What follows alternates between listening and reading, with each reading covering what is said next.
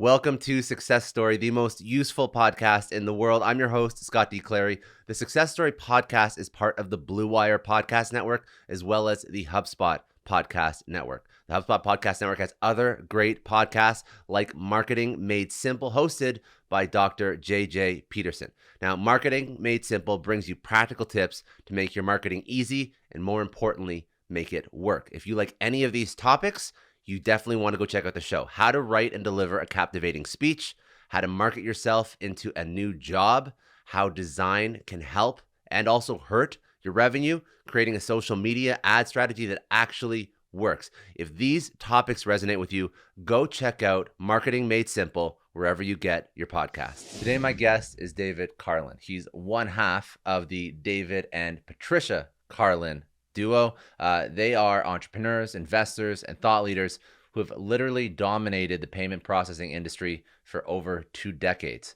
They helped bring many of the first e-commerce brands online, including Star Wars, Sony, Time Magazine, some of the first dating websites, and first massive multiplayer games. Through his wildly successful e-commerce business and multiple joint ventures, David's ingenuity and integrity, coupled with his art of the deal, make him a driving force behind Residual Payments. And his wife, Patricia, well, if you're in the payments industry, you've likely heard of Patricia Carlin. For more than 20 years, she has been on the leading edge of digital payments in both the US and abroad. With a lengthy list of credentials, she is branded as one of the most influential people in payments. In fact, she was involved in the very first online merchant account in history. As a world-renowned expert, she has earned millions of dollars in residual income through integrating payment solutions for businesses. She has amassed billions of dollars in career sales. She has crafted her career by representing the most prominent e-commerce brands and businesses in the world. And now they not only help merchants understand how to build, scale, and grow their businesses through both product market fit, e-commerce solutions, sales, and marketing, but they also teach people how to replicate their payment processing model. So we spoke about payment processing. We spoke about the landscape. We spoke about options for merchants. We spoke about how merchants and or brick and mortar can scale their business, how they can find product market fit, how they can find the right team, how a early stage entrepreneur can make him or herself redundant. And we also spoke about the opportunity that they set people up with as a side hustle, basically emulating what they do for merchants and allowing people to start their own business and turn payment processing into a side hustle that creates residual income. So there's some great entrepreneurship lessons for people that are starting their stores. Also some great side hustle opportunities that David breaks down. Let's jump right into it. This is David Carlin. He is one half of David and Patricia Carlin, an entrepreneur, an investor, and a thought leader in all things payment, e-commerce, marketing, sales, brick and mortar.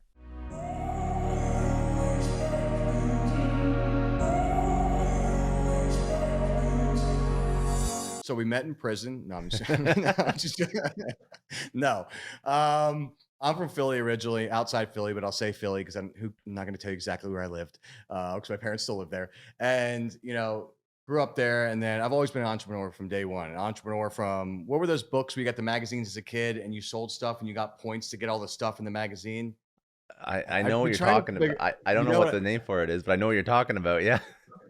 Yeah, I was just always a hustler. And, I had a great family and a dad to look up to who worked his ass off. I don't know if I curse out. I will try to keep that. You can totally curse. You can totally curse. It's all good. I've always had that drive to be an entrepreneur my whole entire life, right? Just to be, whether it's wanting fancy things or whatever, I just had that drive. And, from doing that magazine as a kid to owning a DJ entertainment company to doing other things that, whatever, we're not going to get into that on here. Weed's legal now, but we won't get into that. But other businesses from, I used to even buy cars and I'd find cars cheap and I'd drive them for a month or two and then sell them for a higher price. Like just things, right? Just different ways type to of make money hustles that's not working for somebody. Any way to make money. Yeah. I mean, and even my wife and I, we have such a same origin story where, I barely graduated high school. It's complete high school, anyone who's watching this, but college, we both lasted like a couple months, and we're like, why are we both in college if we own our own companies? We didn't know each other at the time, but like, why are we listening to somebody else when we're wasting our time? So we kind of met. I met Patricia over 10 years ago. I was in retail. I owned a bike company. We sold online, offline, our stores, all that stuff. Um, and I always had employees. I had all this overhead. No matter if you do a huge day, the next day resets, right? It doesn't matter. Every single day resets every single day. And when I met Patricia, I'm like, the hell are you doing on that phone? Where's that money coming from? And she had clients all over the world because she's been in this industry we're about to talk about, how we make residual income off of credit cards. And my unintentionally, I started learning about the business from my wife, how her setting up people to accept payments online or offline. Once she set them up one time, she gets paid off that account potentially 1, 2, 10, 20 years, however long they're in business, as long as they stay with her. So got married, literally met my wife, moved in 2 weeks later, not because of the residual income, but moved in, like, I'm down, I'm about this life. Let's get this residual income. No, it wasn't that. We just moved. Like, I'm very quick when it comes to doing anything, Yeah. good or bad. I don't think about it. Let's just do it. And we moved, and she's the same way. We moved in, got married the same year, and worked together. I've never slept a night apart from my wife in 10 years, and we've built all of our companies together for 10 years, managing multiple different companies. But our main companies are, selling credit card or debit card processing, making residual income off of credit cards. It's such a niche. Like it's such I've never, I talk to entrepreneurs all the time and I think of different ways to start side hustles and to make money while you're working your 9 to 5 and then eventually Yeah. graduate out of your 9 to 5. But I've never heard of this before. So walk me through how she even got started in this, because it sounds like she was the OG in this and then you Yep. picked it up and you just blew it up. So what was it a job that she was in, or what's the story there? She worked for payments companies. She's been in this industry for 23 years now. Okay. So she was actually like, I'm definitely going to butcher this and say this wrong, but it was like flying out to Marin County to Star Wars to like Groupon to all these companies back in what 98 ish or whatever. If she was here, she would tell me, when people were going online, when online payments wasn't even a thing yet. It was only adult in the beginning, which some people may know or may not know. I wasn't really involved in that. But that's what she was doing, right? So working for these payments companies and helping all these massive payments companies digitize their archives, et cetera, and start selling online. So she's been there since day one of online selling, working with the biggest MLMs, the biggest Nutra companies, the biggest BizOps, the biggest companies online and offline. So she's a beast when it comes to online business. And then myself coming from the marketing, team building, branding, social media world of just kind of all of our companies.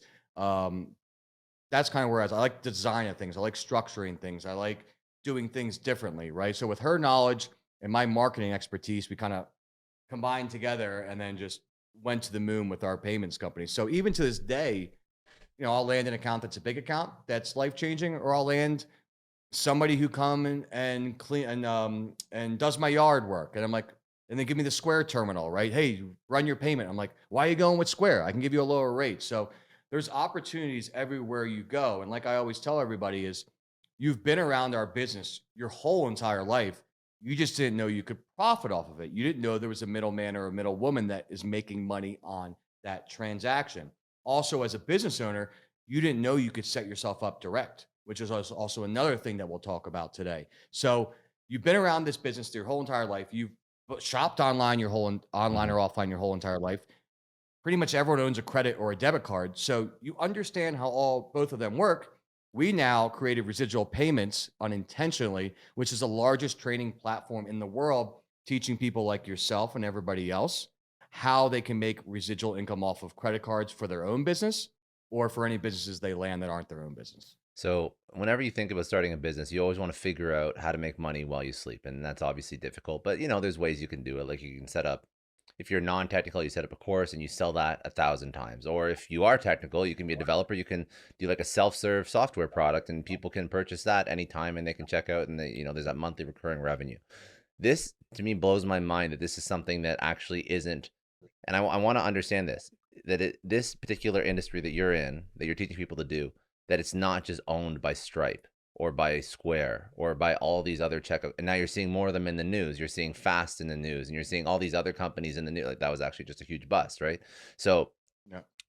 walk me through the industry, help me understand what the average person can do and why there's this misconception that the Stripes of the world own all the checkouts online.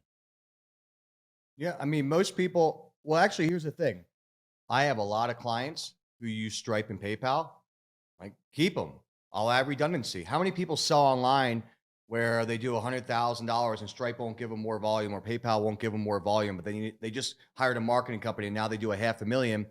I fill in that 400,000 or whatever it may be, Mhm. right? So sometimes I'll tell people, they're like, don't get rid of PayPal. If someone wants to pay with PayPal and they have money in their PayPal account, don't lose a sale over me. Take that money, like so. At the same time, if you want to do Stripe, people, it's ease of use, Mhm. right? Stripe, et cetera, did a great job, which no shout out to Stripe, but good. You guys did a good job. I'll give you that. but ease of instantly approved, right? But Stripe is what's called an aggregator, right? And essentially, as quick as you're approved is as quick as you can be shut down. We hear all those horror stories of money being held, accounts getting shut PayPal down, a lot too. especially as PayPal, the same thing. And you just wait, right? So you're essentially renting a home when you go with Stripe or PayPal. When you're going with the traditional merchant account, which is what we teach, you're owning a home, right? You're making sure that you're fully compliant. You're going through extra steps, but everyone's like, well, I don't want to do the paperwork, Dave. I don't want to take the extra day to do it because Stripe gets me approved in 10 minutes. I'm like, but what happens 6 months from now when all your money's held and you can't fulfill your orders and your whole company goes under because you didn't want to do one day of work? Mhm. What does that sound like? Right. So, when it comes to payments, that's the easiest thing I've ever had to do is land merchant accounts to make residual income. I used to literally golf almost every single day. Work from literally this, a cell phone. That is it. Creating a coaching or a training platform, whatever the hell you want to call it, is the hardest thing I've ever had to do in my life. And we unintentionally started teaching people because people were asking us exactly to the context of this conversation and exactly how I met my wife. What are you doing on that phone? How did you buy that? What are you doing? How can I do it? So we started teaching people offline. And once we saw, holy crap, people could do this, that's the only reason why we built the platform. So, yes, do we teach you how to win over Stripe or PayPal? Do we teach you how to win over new businesses, existing businesses? Yes. That is one part of the equation is the merchant account, setting up the credit card, the debit card processing. We show people how to be brand, payments, and business consultants. After you set up the merchant account or switch them over or whatever it is, we then show you how to add all the other value added services from branding, payroll, marketing, gift cards, buy now, pay later, blah, blah, blah, blah. Any other ways you can help that business owner automate their business so they can be more profitable and more efficient solidifies your relationship. And you're not a one trick pony Mhm. where you just sell or sling merchant accounts. I understand. Okay. So let's talk about the status quo, what people are usually exposed to when they start. So you're the person that is starting a business, not the people that you're teaching over, but the person that's actually starting a business, the entrepreneur. Say they want to start drop shipping and they open up. I want to understand. So to like lay it out super simple, people understand because not everybody Yep. here has ever even operated in Shopify. So you open Yep. up a Shopify account. Maybe you have some sort of plugin that drop ships products, and then you're presented with all the standardized checkout options. And I'm sure there's like the Shopify option. And you're probably going to get some ads for like PayPal integration and then Stripe and whatnot.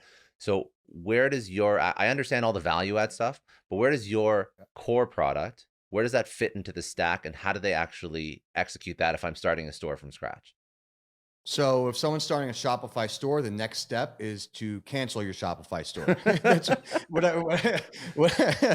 I mean. No, no, it's good. I like it because Shopify. all these easy options, they've had so much Yes. explosive growth because they're so easy, so simple, right? But obviously there's a Well, cost that comes with that. if you don't, what happens is, and Shopify did a great job. Shout out to them too, sort of. You should partner with us so we can stop competing. But I'm sure they don't care about us. But Shopify, if you build a Shopify store and you love it, and it's great because of ease of use again, right? That's how Stripe and everyone's getting in Shopify, ease of use, right? Because no one wants to do any work, as we know. So they get people set up, they set you up with Shopify payments. What they don't tell you is once you're all set up, you did all that hard work and you built your whole store and you love the way it works, you're paying essentially. If you ever were to leave Shopify payments, but keep your Shopify store and call a person like me to switch over your payment processing, but keep the same exact store, Shopify can charge even more, up to 1% for you not to use their payment processing, which makes it almost impossible for someone like myself to save you money. Now, with that being said in the same breath, we have a lot of higher risk merchants, whether it's their business model, the way they run their business, um, the The products they product, yeah. sell, what have you, where people don't care about incurring that fee because they need the volume, right? They need to keep scaling their company. So I would try to help someone move off to a different platform or plug into Shopify. What happens is Shopify, WooCommerce, WordPress, whatever you want to sell on, you want to sell on it. What we do is you fill out an application, takes you 10 minutes, you get approved, and then we just give let me give it in the simplest terms. It's a few numbers that come that you plug in the numbers in your back end. It's like unplugging from one Wi-Fi network and plugging into another one. Like an AP, Everything like an front API facing. key? Like, would it be like an API Yeah, key? Yeah. Okay. yeah. I didn't know if we could go that We can deep. go I was that. like, No, it's no. numbers. you, Yeah. you just like keep it simple. Yeah. So Yeah. like, It's good. It's good. It's good. that's all it is. Then triggers to the new merchant account. Okay. So everything front facing stays exactly the same. Okay. And that API key, what you're doing is now you're creating a direct relationship with the payment processor. You're skipping the tech piece, and you're getting a much lower rate on that. That's what you're actually teaching over. So imagine staying, let's say, yeah, let's make it, its analogy would be, imagine having a retail store Hmm. that stays exactly the same, but your landlord calls you and say, hey, I'm going to lower your rent, but everything stays the same. Gotcha. Perfect. Yeah. Same store. So what would you Just less money out of your bank account at the end of the month. so what would you recommend for somebody starting to sell online? What would be the best setup? What do you recommend if somebody's starting from scratch? Say, listen, I need to figure out how to set up a store. You were just on talking on the podcast. I don't want to go with Shopify. How do I set up from scratch? Everyone's completely different, right? So I don't, just like I don't, in our team, we don't send like automated like messages online. Like you look like an entrepreneur like me. Like we don't do it. Like everyone's completely different, right? And I have a conversation just like I do with anybody else, usually in a gray sweatshirt because I have 5,000 of them. And what are you selling? What are we going to set you up with today that's going to be good for you for another year or two or three? We don't want to have to redo this again, right? Where do you think your company's going to be in 2 years? What do you, because a lot of people, as we know, they buy crazy point of sale systems or crazy terminals or crazy automation online. And sometimes it's so robust that you don't even use 90% of it, Mhm. right? Some people are just starting out and they're like, I need to build out a crazy website. I need a web developer. I'm like, how many products do you have? They're like, two. I'm like, why not just do one quick landing pages, right? I have ones you could get created in 2 seconds and literally have that link for that one product. Or I have people that built out Shopify stores with 500 products. And I'm like, do all of these sell? They're like, no, only these five. Well, what are we doing? You're maintaining all these products that don't even make you money. So everyone's completely different. I just learn about their business, and then depending on their business, the funds they have to start that business, I gear them in the right direction. Why do I do that? One, because I'm not an asshole, I'm a good person. But number two, I always tell my clients in the beginning, if you listen to me, because I've been in payments with my wife for over 30 years combined, we get to see the best marketers, the best brand people, the best of everything, because I see people's numbers. It can't lie. I see their sales, right?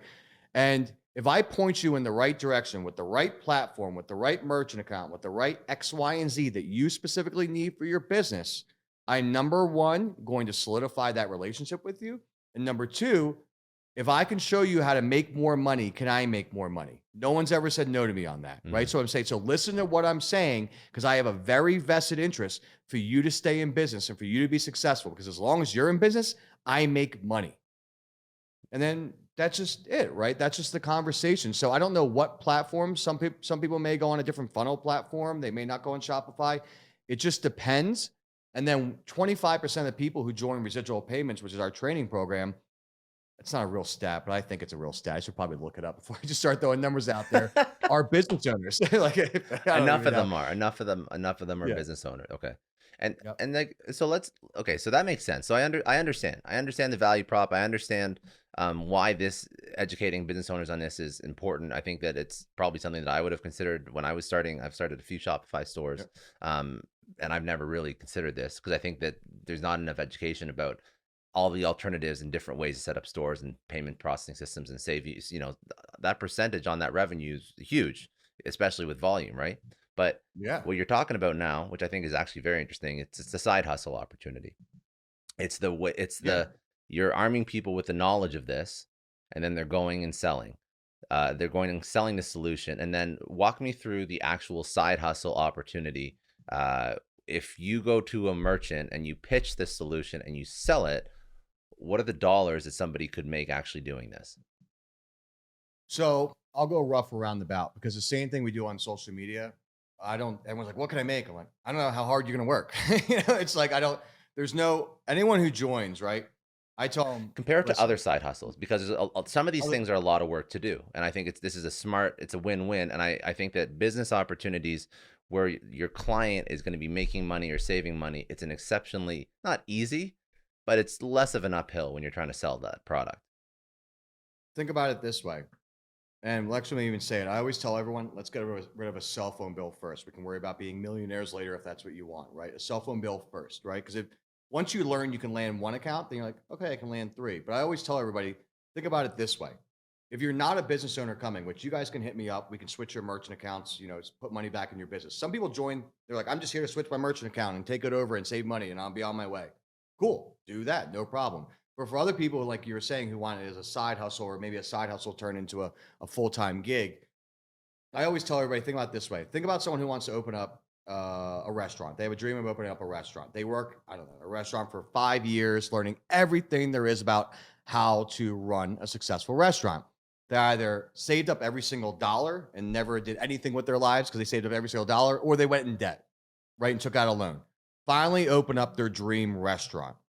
I have the ability, and anyone else who joins Residual Payments has the ability to knock on that business owner's door, never say this, but be like, congratulations on your new business or your existing business. I'm now here to make a percentage off of all your hard work and all your risk. And when I set up your merchant account, I need you to get to work. I'm your new partner that took zero risk. I'm now making, I don't know, 0.5%, 0.2%, 1%, depending on the account, on all your sales. If you go under, I will try to do everything in my power to try to save your business and help you. But if you go under, I don't have my house on the line. I just land another account. In our oldest account, which is mine too, because it's my wife's, but it's still mine because I'm married to her, is 15 years old. Probably haven't talked to that merchant in 5 years.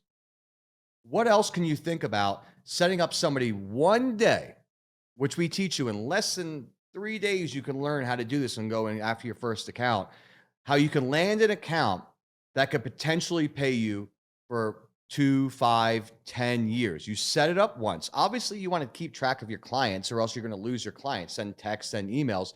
But after you switch their merchant account, you're their honorary business partner that has zero risk but makes a percentage off of every sale. So everyone's different. It can be, you can make up to 2% on accounts on high risk. But I also tell people not to price people, astronomically, because then you're not going to have it forever, right? But there are pricing programs that we do offer that people have access to where you can eliminate people's fees completely and make 1%. So if you have a client doing $100,000 a month, you set them up, you did a call, you did an application, now they're happy.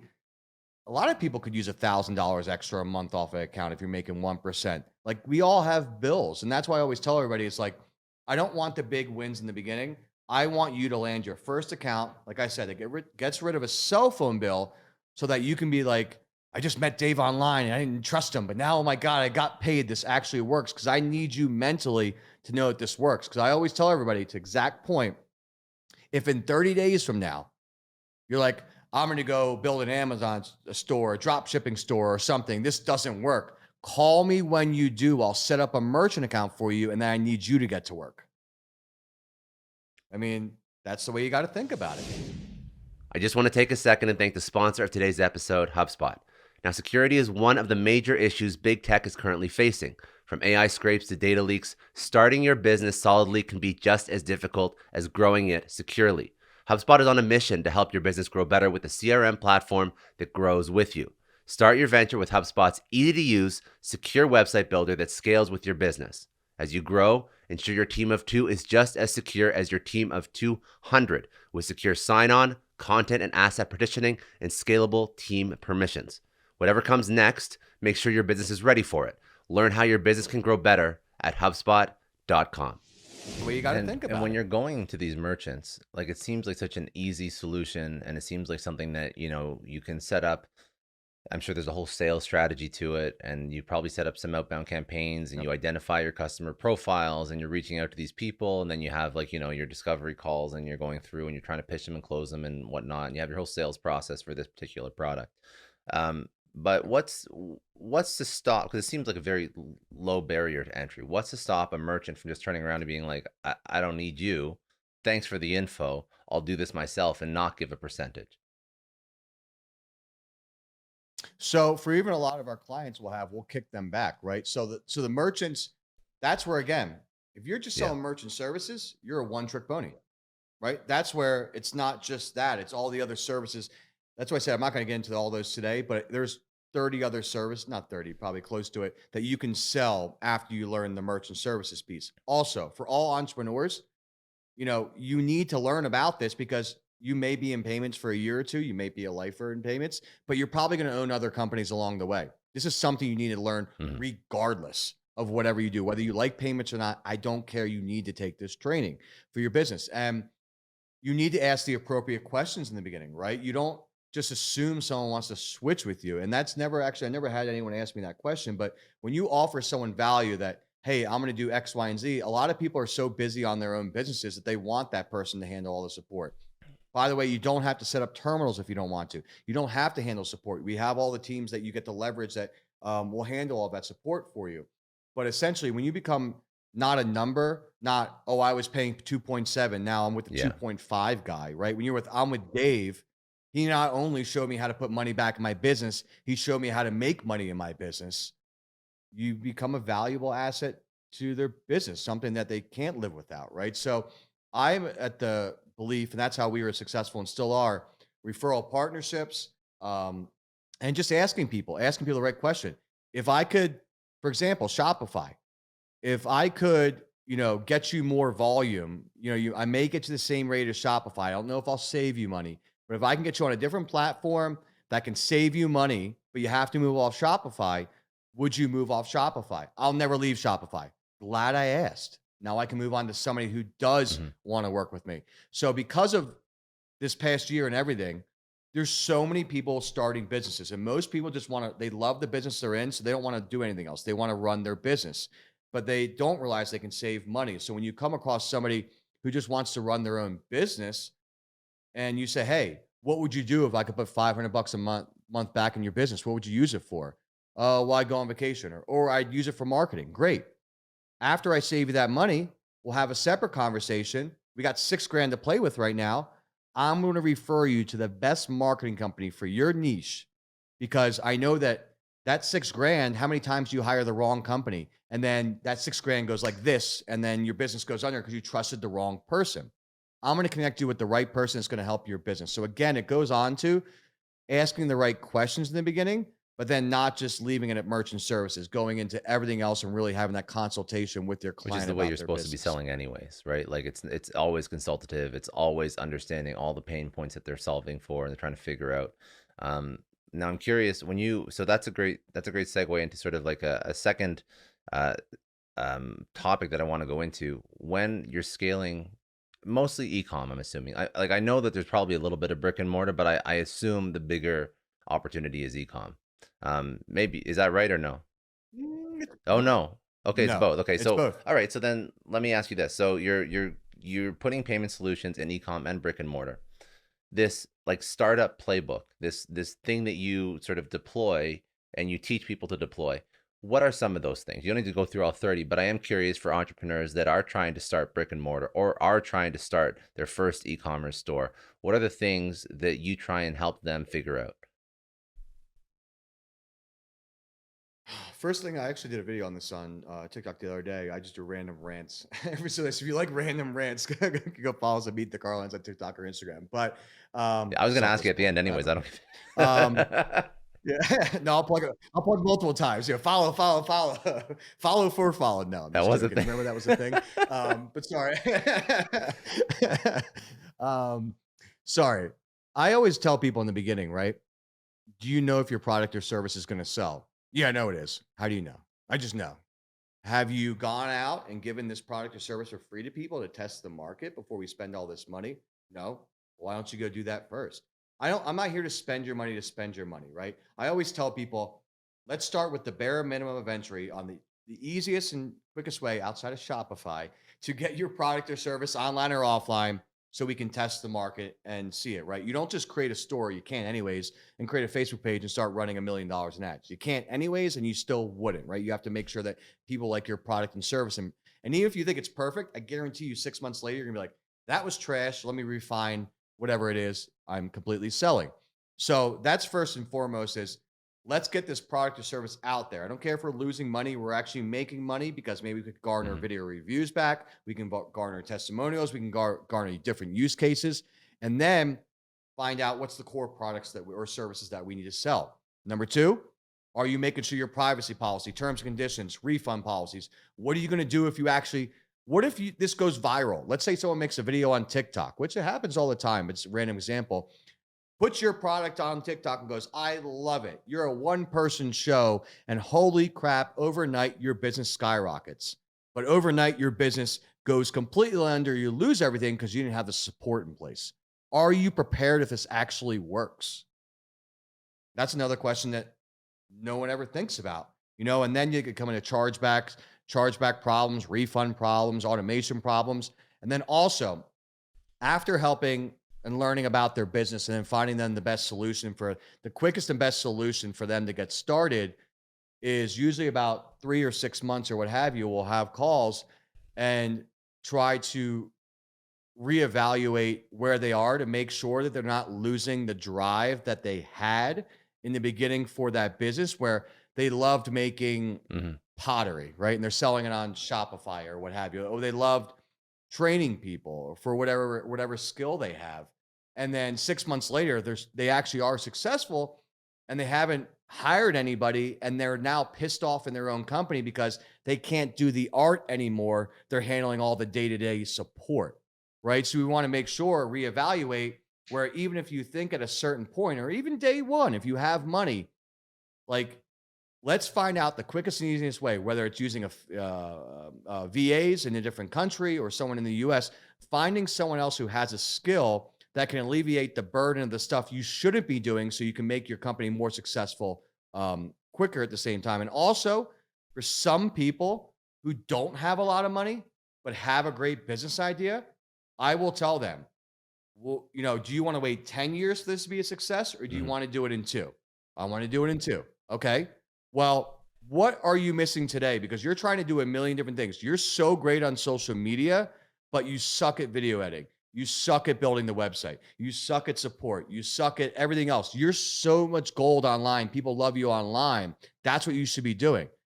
If you don't have the money to hire employees today, let's bring people into the company and give them Mhm. earned in equity, right? Let's go get a videographer who's starting out like you, who wants to get their name out there and give them a small pay up front, but earned in equity. All these different people No worries. sorry about that. Start a company with other people who are maybe like-minded entrepreneurs like yourself that you can all create a company together and build this faster.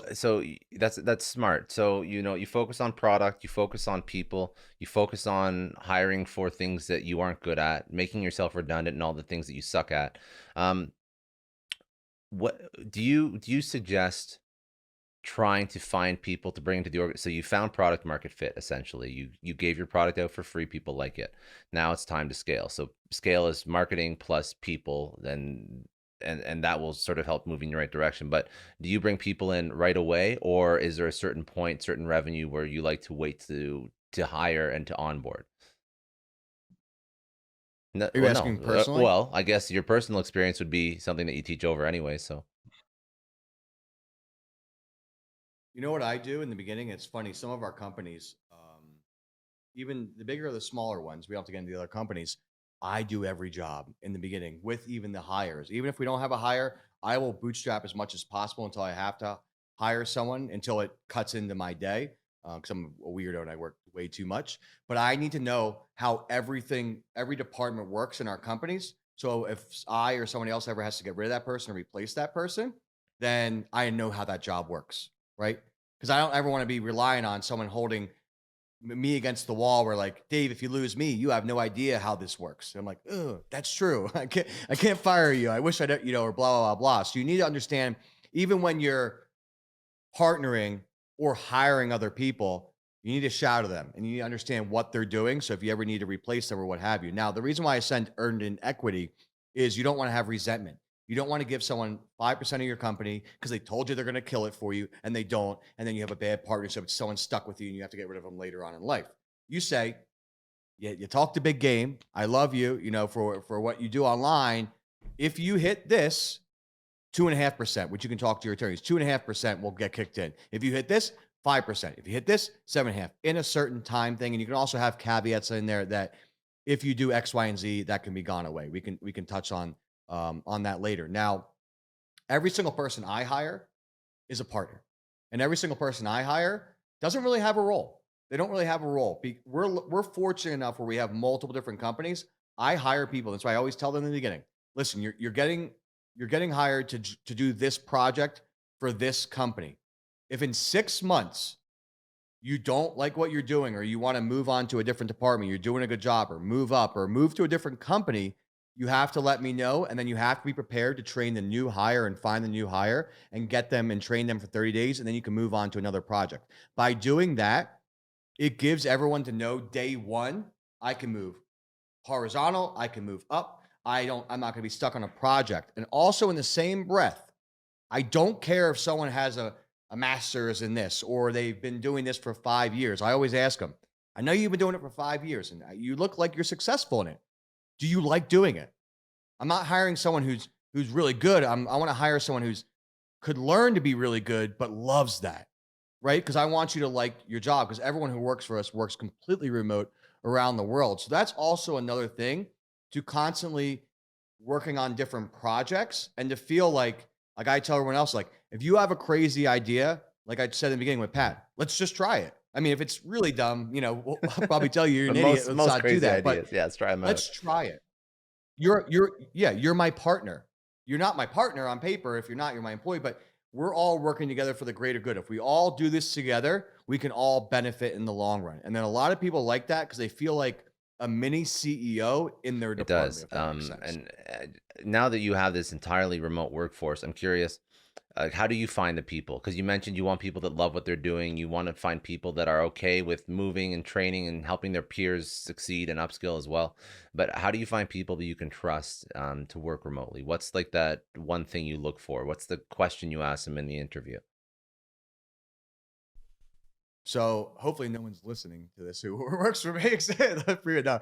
Um, I'm also like, remotely, right? We could, if we wanted to, via I believe via Hubstaff. Yeah, via Hubstaff, and we use Hubstaff for tracking all the hours, etc. I could have it on people's computers remote, seeing if they're logging in and out every 5 minutes I wanted to, but that's like in jail, right? We do all of our communication through Slack, right? We use Slack for everything. We use Basecamp. Shout out to Basecamp, Yeah. Slap, send me, sponsor me, please. But just joking. But Basecamp's amazing for all the different jobs, right? There's a special project, which I'm sure you're familiar with, and you can tag the right people to it. Now, we're very fortunate that our companies grow every single month. They never go down, they just grow. So if someone's not doing their job, we know, right? Because it's like everyone's just way too busy. Let me also say this: nobody has any hours or days they have to work. Nobody. There's no agreement, but everyone works 7 days a week. I will say that as well. So, most people want to be home with their kids. They want to be home with their families. We all know from this year, and no one has any roles. I mean, people know their pecking order essentially of newer versus older. But I'll give you an example. first person, let's go overseas because a lot of people like to hire virtual assistants. A lot of our employees in the US and a lot of our employees are overseas.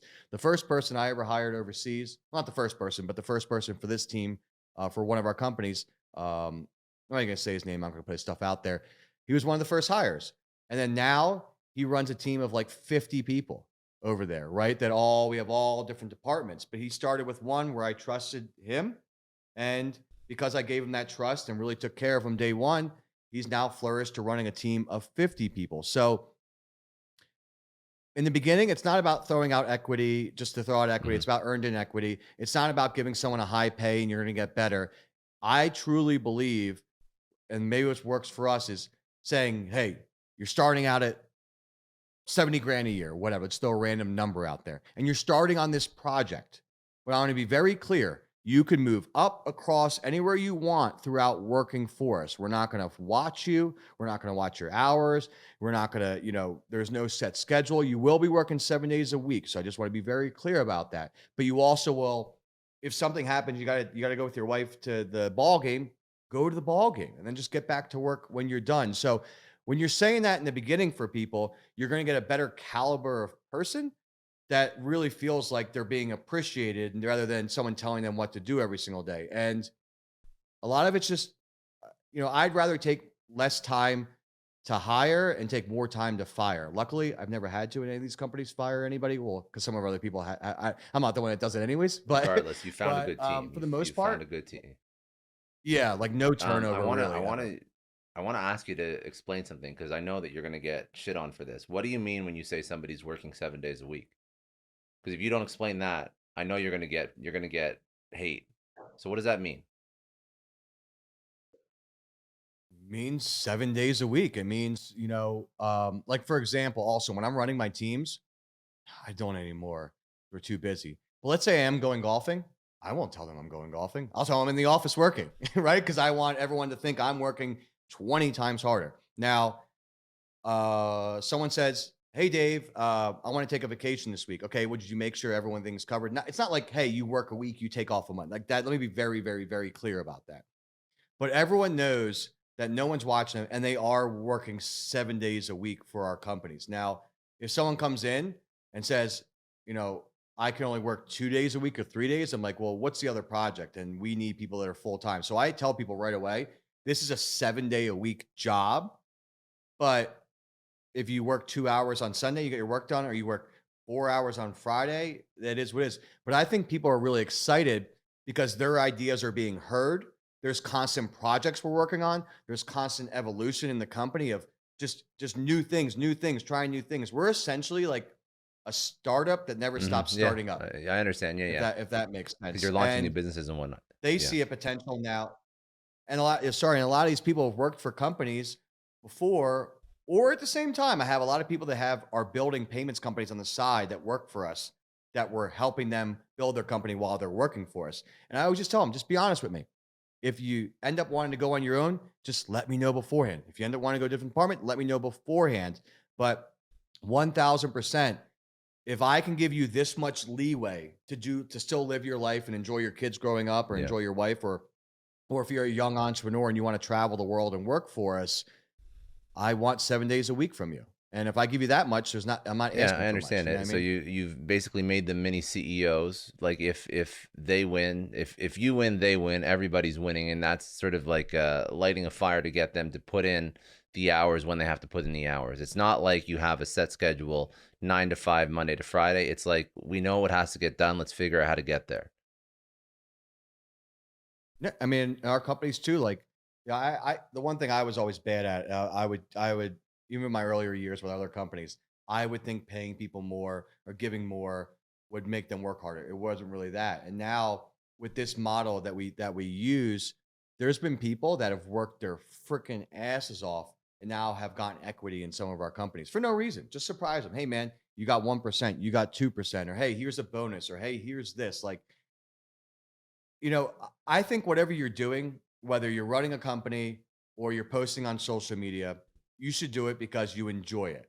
And if you're hiring the right people and you enjoy being around them and creating whatever you guys are creating together, and it actually works and makes money, that's a bonus. Or if you post something online, you enjoy creating it, and you went viral or it got you sales, that's a bonus. Enjoy what you're doing, work harder than everybody else, because at the same breath, I mean, no one wants to Mhm. work the rest of their lives, right? And the people who are working for us, we're training them that if you ever end up not working for us, this is what running a company is like. It's not I don't care what anyone says, 1 hour work week or any, let me see your bank account from your 1 hour work week. I'd like to see how much money you're really, and if you have something that's the lottery, I'd like to learn about it. Right. But unfortunately, owning a business or working for a business where you're a small CEO in the business is hard work. It Yeah. is what it is. I want to talk about growing businesses. I want to talk about strategies that you use. I want to talk about strategies that you teach over to both e-com and brick and mortar. So, how do you scale a business? We talked about product, we talked about people. What's the marketing play? And you can break it into two. And I'm actually curious because I've never spoken to somebody that's scaled brick and mortar. I do speak to people that scale e-com, but what's the marketing difference between e-com and brick and mortar for when you want to grow a business, find more customers, sell more stuff?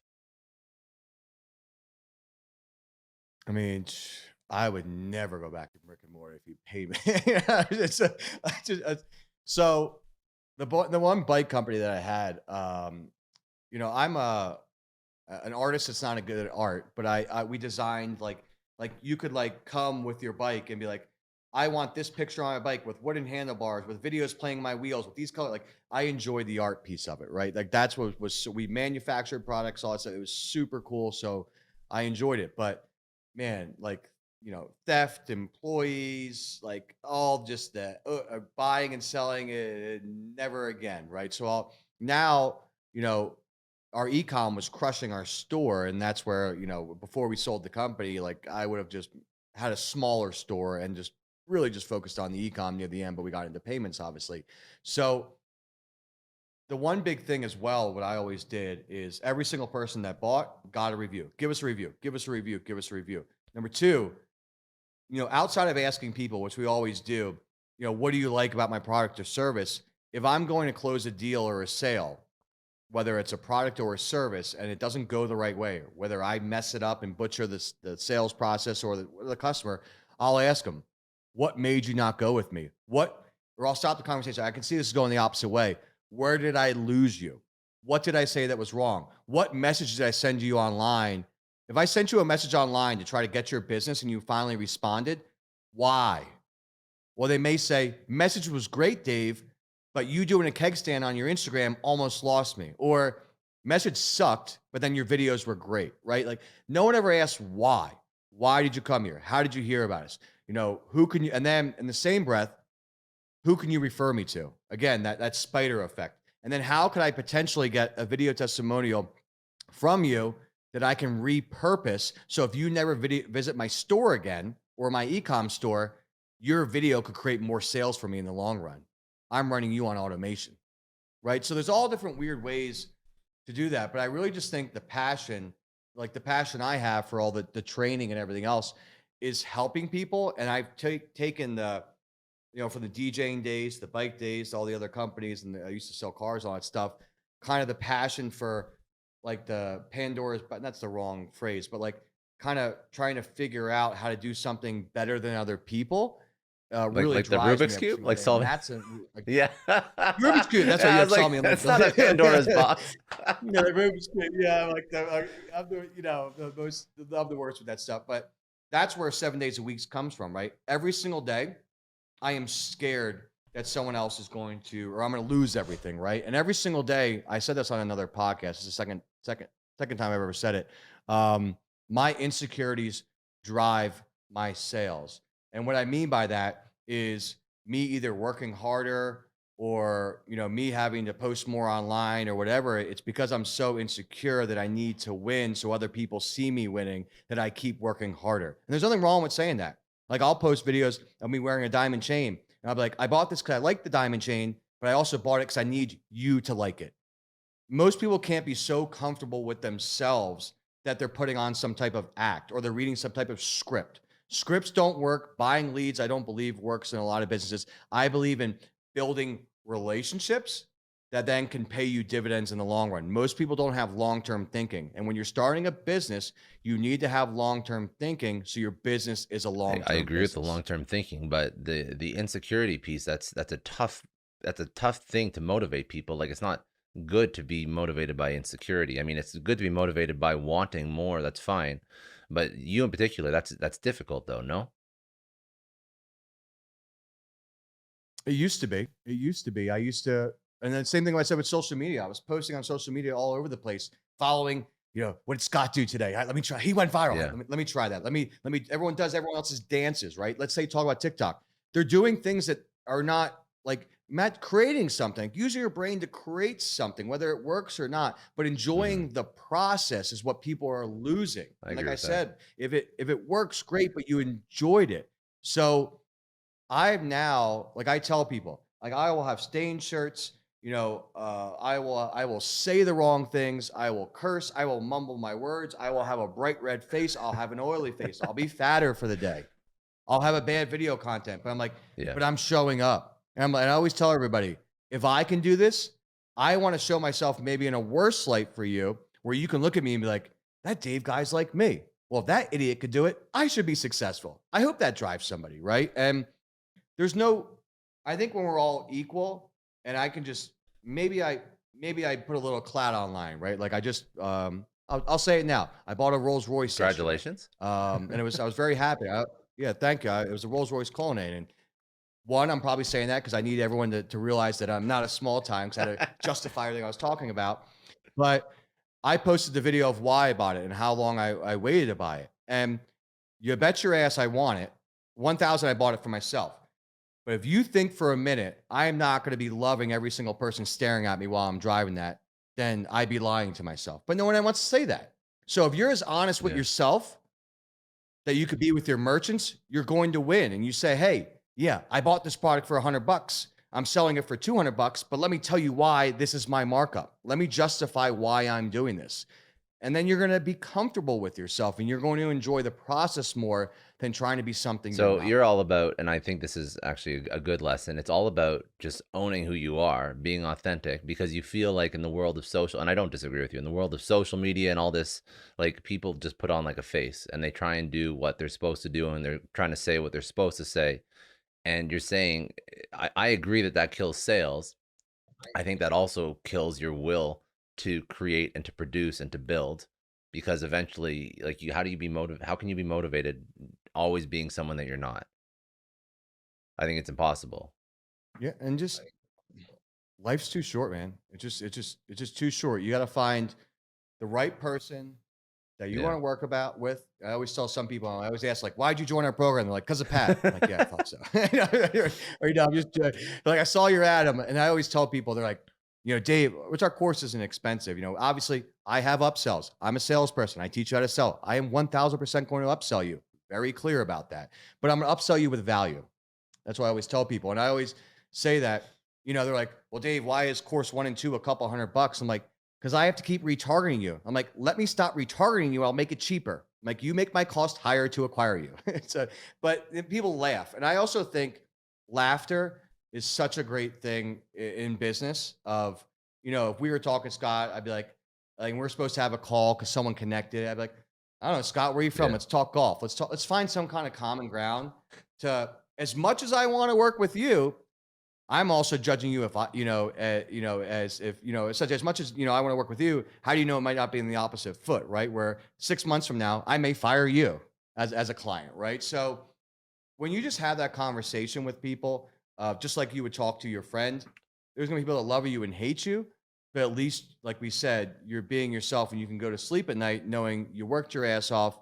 You're enjoying what you're doing and you're enjoying the process of finally not only learning how to build a business, but potentially learning more about yourself What's in the what's same time. what's your advice for people who burn out? Why do they burn out? How do you not burn out when you're going so hard? Every single day I burn out. So if you're not listen, I mean, some companies aren't as big as ours, right? So some stuff it can be enforced and do stress. When you have thousands of people, thousands of customers, it's just naturally, there's just going to be shit. There's just going to be stuff 7 days a week happening. And, it's a roller coaster every single day, ups and downs. One day you have your biggest day, next day, everyone hates you, right? It just is what it is. It's how you compartmentalize and how you deal with that to make sure that you're ongoing, right? Essentially, something happens with your merchant, something happens with your business. If you have a team you're running, you want to make sure as the leader, you're not showing that stress, right? And with burnout, if you really come to a point where you're just burnt out, move on. Like, no one's stopping you. Well, as long as you have a place to live, or don't put yourself in a situation. Like, I always tell people, like for example, for that Rolls Royce, like I could have bought that truck, the Cullinan. That again, I say exactly the name. 2021, 5,000 miles. I'm not gonna say okay. I could have bought that 10 years ago. But for whatever reason, even though we had big month, big year, I just waited. I kept waiting. I always tell people that if you have burnout or you want to switch, don't take your money and spend it on a vacation or a car because you deserve it, because you worked hard. Save the money. You can miss a trip, you can miss something on the weekend, but there's nothing worse than missing out on a business opportunity. And what I mean by that is a potential new venture for yourself, someone telling you about a crypto you should invest in, or joining Residual Payments like someone should tell you. You never know where not having that capital, where you spent 5,000 on a trip, but what if that 5,000 you couldn't invest in that opportunity could have turned into 100, right? So keeping yourself as liquid as possible. So if you ever do find yourself like, Yeah. fuck this job, or fuck this company, I hate it. I'm making money, but I freaking hate it. I just wanted to do yoga in Costa Rica or whatever, something completely random. You have the nest egg to go do that. But if you're spending money like an idiot, you're gonna burn yourself out with that and not be able to lose the burnout because you have no money to leave. I just want to take a second to thank the sponsor of today's episode, swag.com. Now, if you've ever received a corporate gift or swag in the past, how many of those gifts did you actually keep? Probably not many, which is probably because the stuff that you got was not so great. I've gotten like a lot of stuff from trade shows and from companies in the past that I've just thrown out the second I get it. So this is why you need to check out swag.com. I've been on the receiving end of getting garbage gifts. I've also worked in companies where I only had access to a really, really small inventory of stuff that I wanted to give my customers and my employees, and I knew that it wasn't going to resonate. I knew that it was going to suck. So what is swag.com? Well, it's like swag upgraded. It's the best place to buy custom gifts and swag that people will actually want to keep. So they sent me a box because obviously they're sponsoring the show and I wanted to see what it's all about. I've worked in businesses. I want to make sure that the quality of their stuff actually was up to my standards, because I can tell you right now that when I get garbage, it goes right into the trash. It really goes right into the trash the second I get back from the trade show or the conference or whatever. So I received one of the custom swag boxes from swag.com. I loved the unique packaging, so it was a beautiful unboxing experience. I love the actual products they sent me, and there's a whole bunch more that obviously they didn't send me, but the stuff that they did send was absolutely beautiful. It was very high quality, and I can only imagine that if I actually got this when I was working for companies, I probably would have actually used it. And to be honest, I'm going to start using them for people that work on my show and in my company as well, because I know that this isn't just a novelty gift that somebody's going to throw out. It's stuff that they can actually use. They have so many unique and customizable gifts that I've never seen anywhere else. They have custom yoga mats. They have custom Apple AirPods. They even have branded kayaks, which I did not know was a thing. So they carry all these premium brands like North Face, Yeti, Nike, and more. And it's all customizable with your company's logo or artwork. So you're even able to create custom swag boxes full of great branded items, and then you actually deliver them in a custom unique box. With swag.com, they take care of all of your swag at their warehouse and they ship it to individual addresses, or if you prefer, you can just send it to a bulk location in one single shipment. It's easy to manage from their online portal, which you obviously get access to. So if this is something that you think would benefit you, if you have clients or customers or a team and you want to go the extra mile and you actually want to give gifts that people appreciate, which is the whole point of giving these gifts in the first place, go to swag.com. for the perfect swag and custom gifts. Right now, they're giving everybody who's a Success Story podcast listener a special offer. It's 10% off your entire order, but only when you go to swag.com/success and enter promo code success10.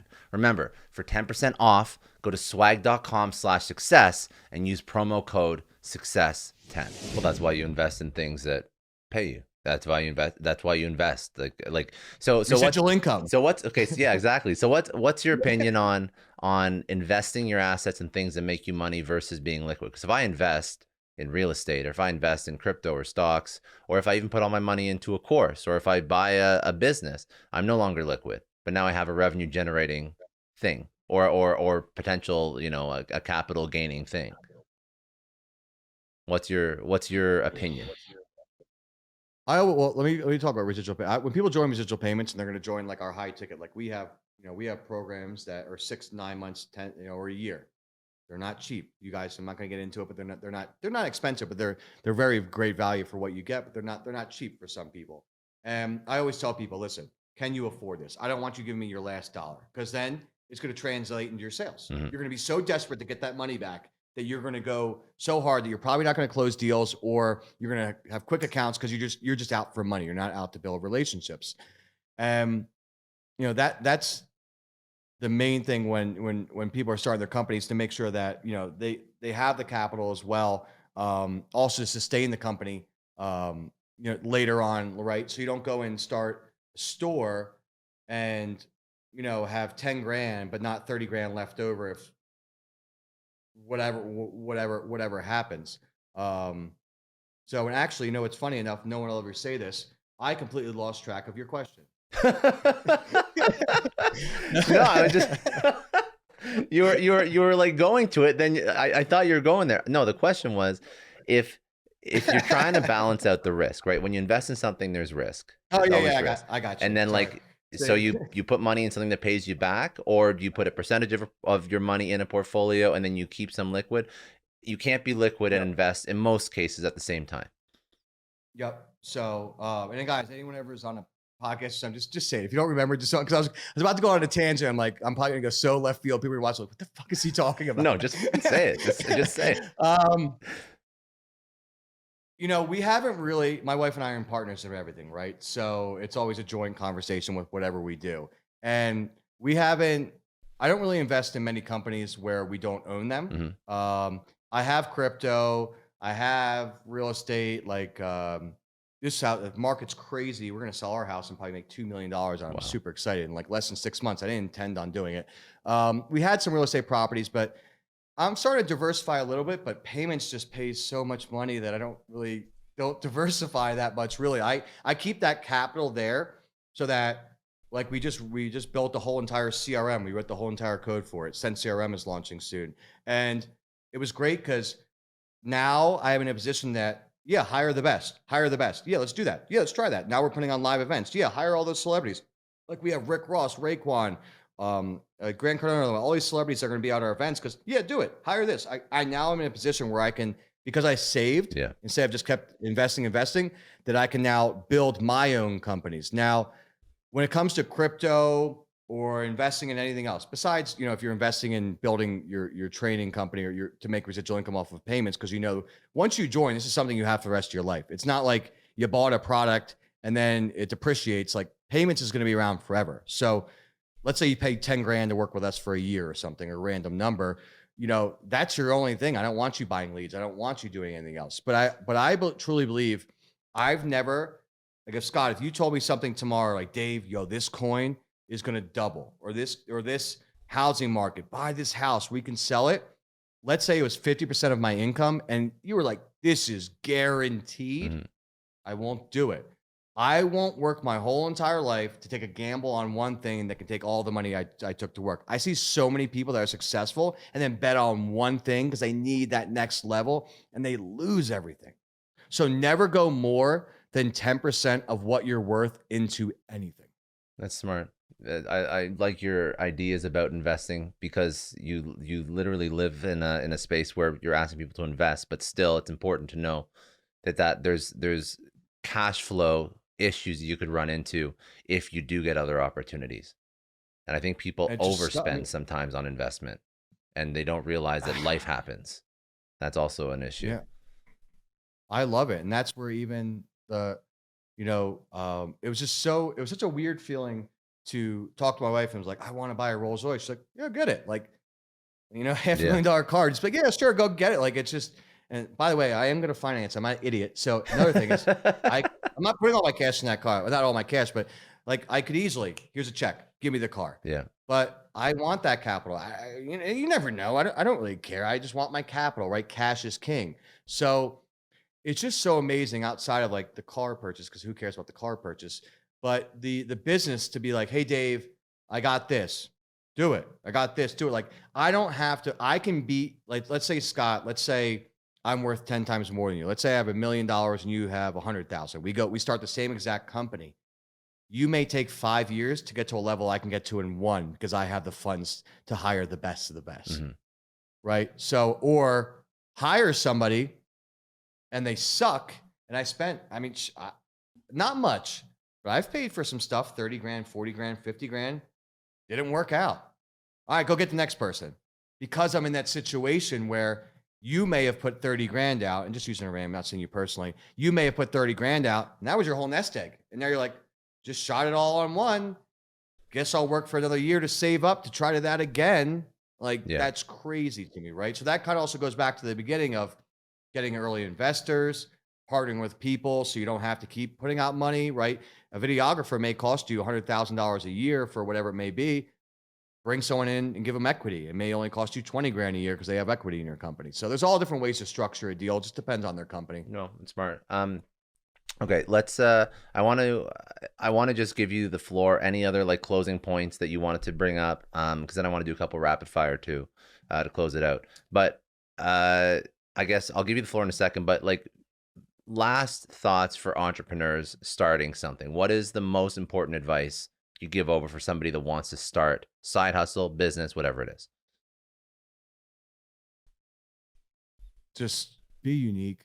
Like no one needs another person who's doing the same old crap. And that's why even in payments, right? Like that's where we're trying to teach people to be unique. Like don't just be a one trick pony in whatever you do. And unfortunately with social media nowadays, right? And I've said this before is, usually back in the day, let's say you and me, Scott, lived in the same neighborhood. Let me put it back on for you. No worries. Give me 1 second. Stupid camera. See, I should even have the EOS. So, let's say you and me live in the same neighborhood, right? Back in the day, there wasn't social media, and I got a nicer car than you, right? And I just saw you, and then I'm like, yeah, screw you, Scott. I just crushed you, right? That's all I know. That's my environment. Now, every single day we wake up, whether they're richer or better looking or more successful, you see it online, right? So, when you're starting out, whether you're old or young, like you need to not worry about what anybody else is doing. I always tell people when they're building their payments company, like, Dave, do you see what Square is doing, Stripe or PayPal or anything? I'm like, I don't give a shit. I don't own their companies. I'm like, if you have enough time to worry about what they're doing, you're not spending enough time on your company. And if no one, and the other thing is if nobody's talking about you, you're not making enough noise online. I don't care if it's good or bad. 10 people a day should know about your product. You should be posting every single day and screaming every single day, networking everywhere about your product or service. Like we said before, are you prepared if it actually works? What are you going to do if it actually works? Number 3, do you have cash flow set up for this company for 6 months, a year, whatever it may be? And lastly, why are you doing this? Well, Dan did it and he's successful. Okay, but are you, if you're doing this because you just want the money, just say it. That there's no problem whatsoever, but what is the plan of why you're doing this and how are you going to be different? Or if you're like, Dave, I don't really give a shit about being different. I just want to make money to better myself. I know now. I know what you're doing, right? But find somebody else who, it's hard to say this because I'm different when we mentor people. People pay us, we truly help them. But try to find someone maybe who you can find from a friend of a friend who's maybe been in that business before to get some insights, because why should you have to learn by either taking longer or spending more or making mistakes, right? Watch podcasts like Scott, like that's free, right? 100% Watch free. podcasts. Just learn from the best. just watch podcasts from all different people. Like maybe you're going to watch this and be like, I'm glad I watched Dave. Like now I know I never want to do what he does. Or like now I feel like, damn, I thought my life was crazy. I feel good about myself. Like if that's what I did for you, I love that. Like I love that that's what inspires you, right? So watching podcasts would probably be the biggest thing I would say to learn about different businesses so that you shouldn't have to learn. And then when you think you should launch, maybe launch months later, right? We don't want that instant gratification. Again, it goes back to that Rolls Royce. When you see what I post, I said, I wanted this 10 years. I wanted this my whole entire life, but I waited till I was 38 to finally buy it. I could have bought it probably 10 plus years ago, but I wait. Well, they didn't have the car then, but I waited because I wanted to make sure that my family, myself, and everything else is taken care of. And also, let me say this. Everyone talks about wanting to be successful. Make sure your family's successful as well. Well, that's why I'm still going. My whole entire family on both sides is going to be taken care of when I'm done. I'm not going to be the rich person sitting up here and they're all still working. Everybody in my family is going to be taken care of. So find something bigger than yourself that can also drive you. I love that. I love that, man. Okay. Most importantly, where do people go find more about you? Your socials, website, everything you want to, all the links you want to drop. Well, I need comments on lines. My numbers have gone down. No, I was kidding. Let me say this really quick. I used to do all those stupid Instagram things where you join the giveaways, and my Instagram blew up. I don't ever do that. We have 180,000, probably 90,000 people actually follow us. 190,000 are real people, but it didn't work, right? And I don't give a shit what people say. So if you're gonna go online and you're gonna follow Meet the Carlins on TikTok. Meet the Carlins on Instagram. It's just free business advice we give out daily for you guys. You don't have to join Residual Payments. But if you want to join Residual Payments, you're like, hey, this sounds kind of interesting. I want to make residual income of credit cards.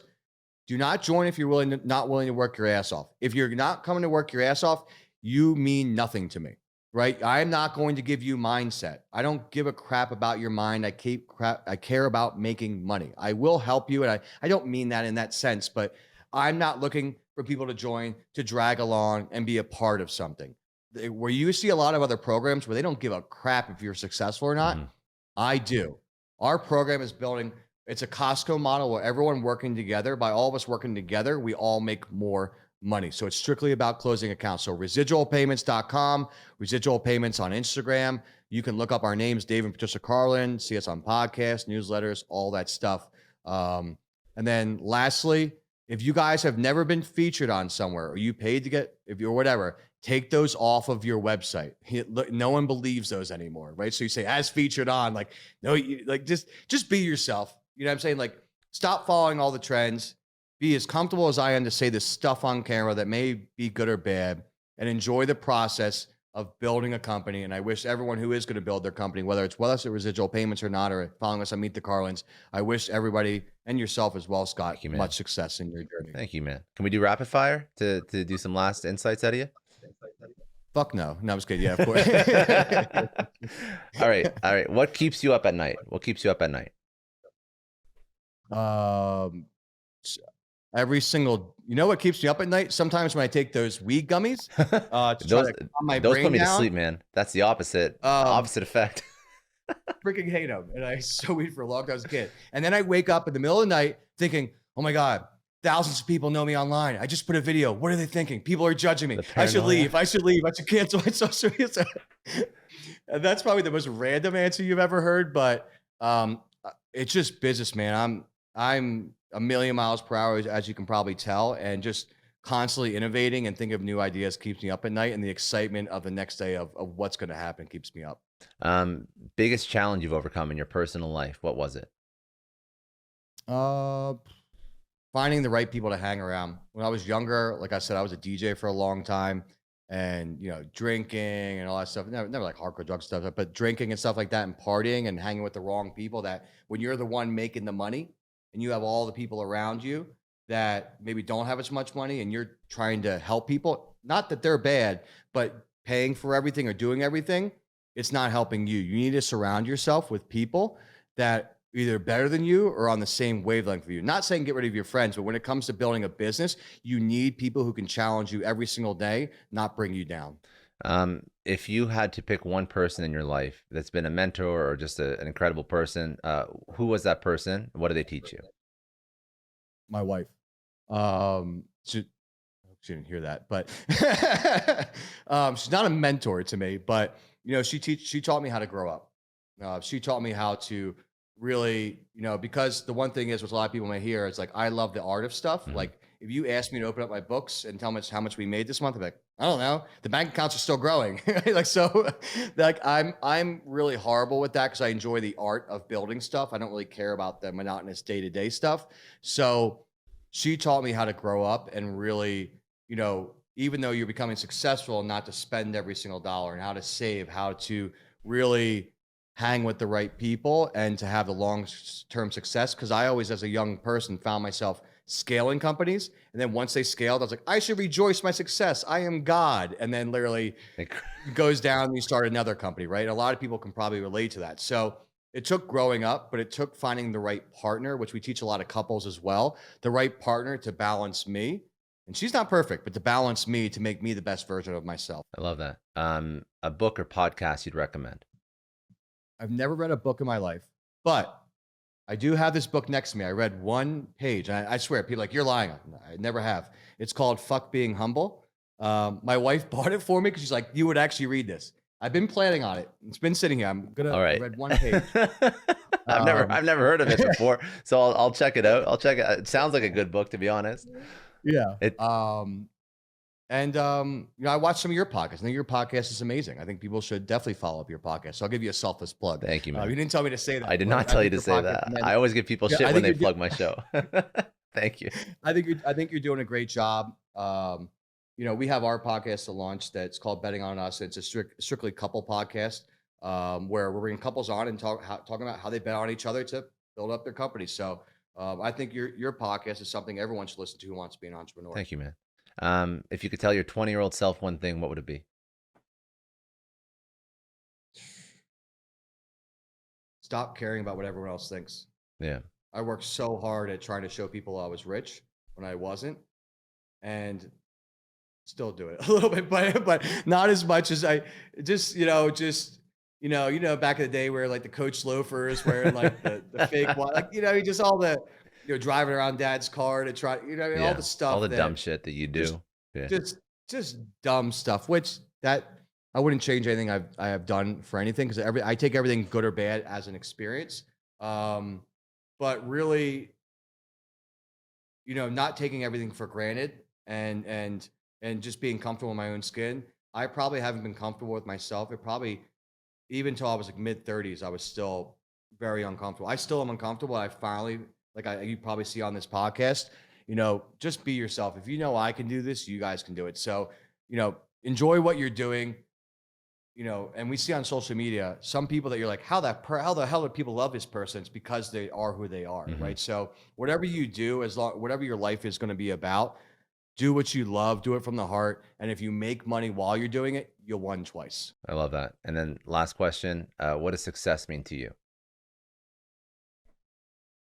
It's like I said, it's just success means to me when I'm finally done, that all of my families, no one has a mortgage, no one has a car payment. If they want to start a company, like I've been telling our family members, well, invest in your companies, but just more longer term, every single person on both sides of our family taken care of.